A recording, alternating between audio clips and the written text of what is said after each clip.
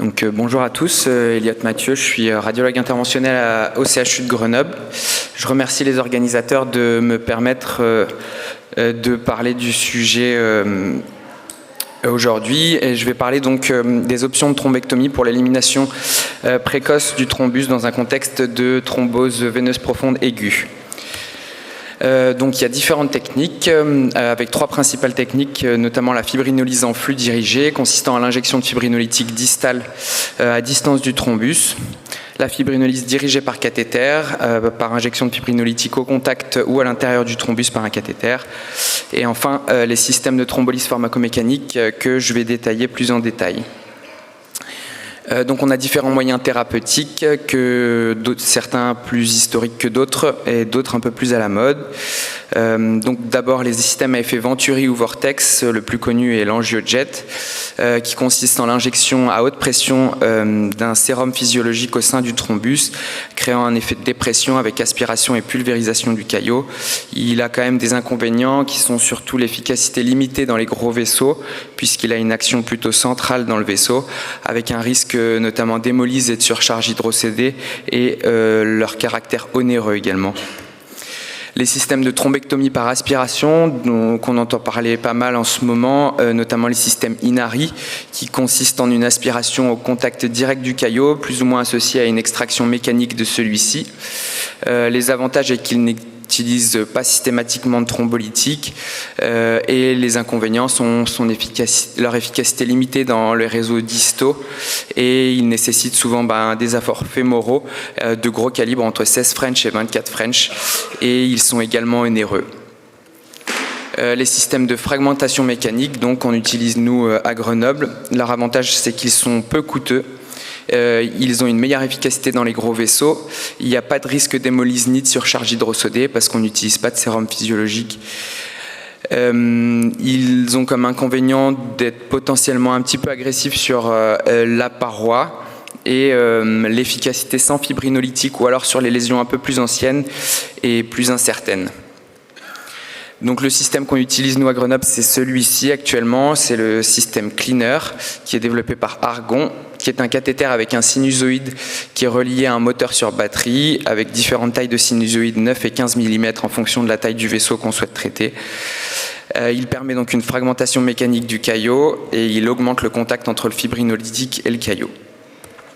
Donc la technique, on utilise une voie d'abord jugulaire droite avec un introducteur 12 French qu'on voit ici. Cet abord, il a comme avantage de permettre un accès bilatéral aux deux membres inférieurs, avec un accès également à toutes les veines distales.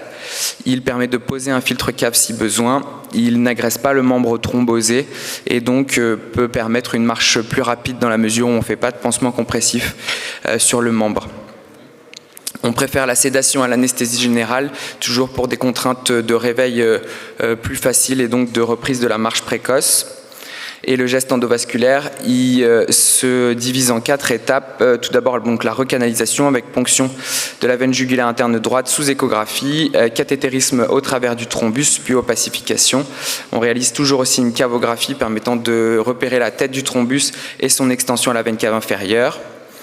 La deuxième étape qui est la fragmentation et la fibrinolyse, donc on injecte un mélange d'actylyse, sérum physiologique et produit de contraste par la voie latérale du dispositif. On utilise ce dispositif de bas en haut afin de ne pas traverser et abîmer les systèmes valvulaires. Et c'est très important de noter qu'il n'y a pas de passage systémique de l'actylyse dans la mesure où on l'injecte dans le thrombus, puis on le réaspire. Et donc il n'y a pas de passage, sauf parfois par des petites collatérales, mais on essaie de minimiser cela au maximum. Voici un exemple ici donc d'occlusion complète de la fémorale superficielle avec de multiples collatérales et ici utilisation du système de thrombolyse pharmacomécanique dans la fémorale superficielle et le système iliaque.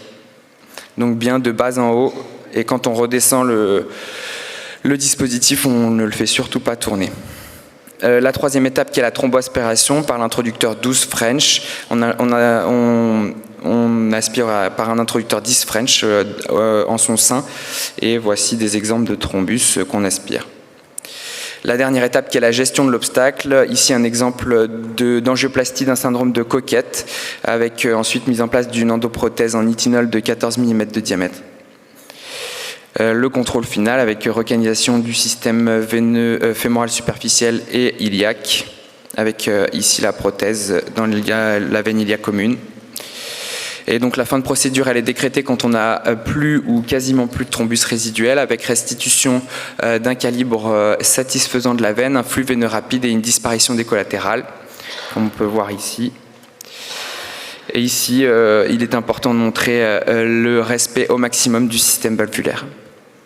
Le post-procédure est aussi important que la procédure, et le message le plus important, c'est qu'il faut faire marcher les patients dès que possible. Et 2 diapositives sur les études un petit peu. Donc, malgré l'absence d'études randomisées satisfaisantes, on voit quand même que la thrombolyse pharmacomécanique est intéressante et donne de la perméabilité à court et long terme satisfaisante comparativement au système de thrombolyse dirigée par le flux ou par cathéter. Et cette dernière étude du Dr Tony et du Dr Menez et de la SFICV, qui est une étude multicentrique publiée cet été, qui inclut 277 patientes avec un taux de perméabilité primaire à 90% à 24 mois et secondaire de 96%. Merci pour votre attention. Bravo Elliot, merci beaucoup.